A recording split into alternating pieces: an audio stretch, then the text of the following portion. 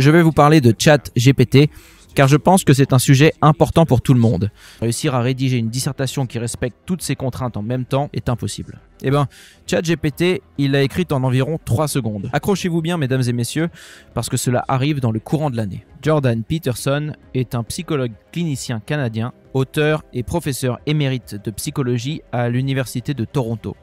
Il est connu pour ses positions politiques conservatrices.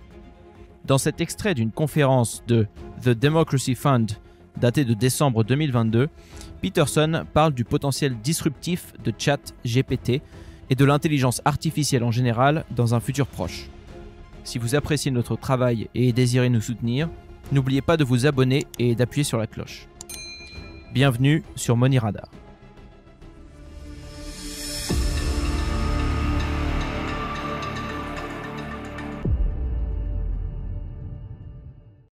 Combien d'entre vous ont entendu parler de ChatGPT? Je pense qu'il est important que le public sache qu'il y a des choses qui vont arriver sur le front de l'intelligence artificielle cette année qui risquent de vous choquer. Il y a eu des transformations majeures dans ce domaine, plus particulièrement pendant les 6 derniers mois. Son impact est presque inimaginable. Je pense qu'il pourrait mener un tiers des universités à la faillite dans les 5 prochaines années. Je vais vous parler de ChatGPT car je pense que c'est un sujet important pour tout le monde, même si on ne peut pas savoir exactement les révolutions technologiques qu'il annonce. Mais pour le dire en un mot, c'est un bot plus intelligent que nous, donc ce n'est pas une mince affaire. Cette intelligence artificielle est un système comprenant un modèle général de traitement du langage, qui est en accès libre depuis peu et avec lequel j'ai pu interagir. Cette IA a été entraînée sur une base de données massive de texte, et a donc dérivé ses modèles du monde, principalement à partir de l'analyse de la parole humaine. ChatGPT n'utilise pas de données du monde réel, pour l'instant, mais cela se produira certainement dans l'année à venir. En attendant, le corpus de texte sur lequel il s'entraîne ne cesse de croître. Mais le chatbot est déjà suffisamment sophistiqué. Comme vous le savez déjà sans doute, j'ai écrit les livres 12 règles pour une vie, un antidote au chaos et 12 nouvelles règles pour une vie, au-delà de l'ordre. Et étant donné que, comme vous vous en doutez, je pense qu'on n'a jamais trop de règles, j'ai demandé à ChatGPT d'écrire une dissertation sur une 13e règle, pour au-delà de l'ordre, dans un style combinant celui de la Bible du roi Jacques et du Tao Te Ching. Le moins qu'on puisse dire, c'est que c'est un exercice ardu. Chacune de ces consignes est assez difficile à suivre en isolation, et réussir à rédiger une dissertation qui respecte toutes ces contraintes en même temps est impossible. Eh bien, ChatGPT, il l'a écrite en environ 3 secondes, sur 4 pages, et je suis forcé d'admettre que je ne suis pas sûr d'avoir pu écrire quelque chose de plus convaincant. Ce résultat est assez impressionnant, non seulement d'un point de vue grammatical, puisqu'il était parfait à cet égard, mais aussi d'un point de vue philosophique. Je lui ai aussi fait rédiger un essai sur les intersections entre la version taoïste de la moralité et l'éthique décrite dans le Sermon sur la montagne biblique. Là aussi, il a été brillant, ça lui a pris environ 3 secondes.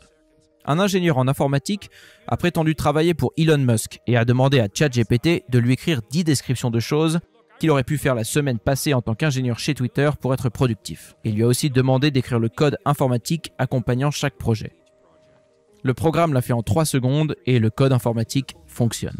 Donc tout cela marche déjà très bien. Autre anecdote, un prof d'université s'est dit que cet outil permettrait à tous les étudiants d'écrire un essai à n'importe quel sujet.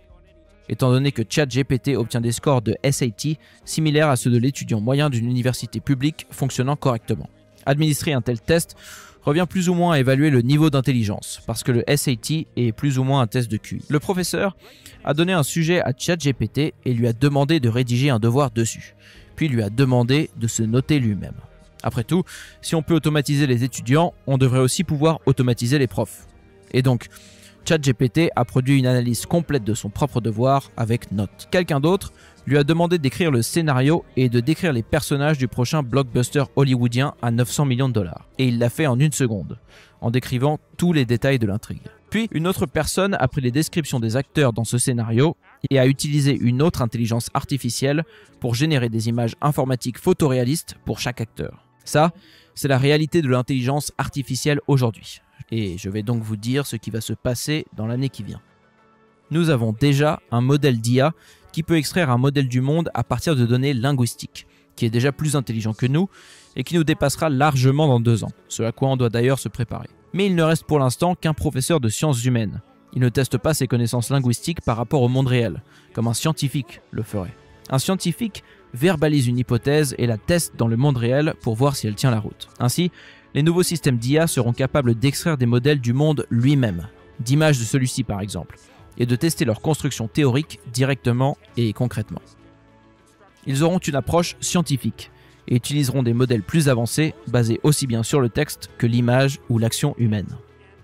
Accrochez-vous bien mesdames et messieurs, parce que cela arrive dans le courant de l'année. Comme l'a dit mon ami Jonathan Pajot, les géants marcheront à nouveau parmi les hommes. C'est quelque chose que nous verrons de notre vivant.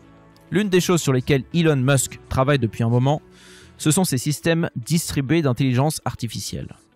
Il pense que le monde sera contrôlé par celui qui produira le système d'IA fonctionnel le plus rapidement. En d'autres termes, que ce précurseur aura un avantage énorme. Son but est que vous ayez votre propre intelligence artificielle, pour vous protéger contre l'IA de Google par exemple, ou même contre celle du Parti communiste chinois. Vous pouvez parier que ces gens-là travaillent sur cette technologie aussi vite qu'ils le peuvent.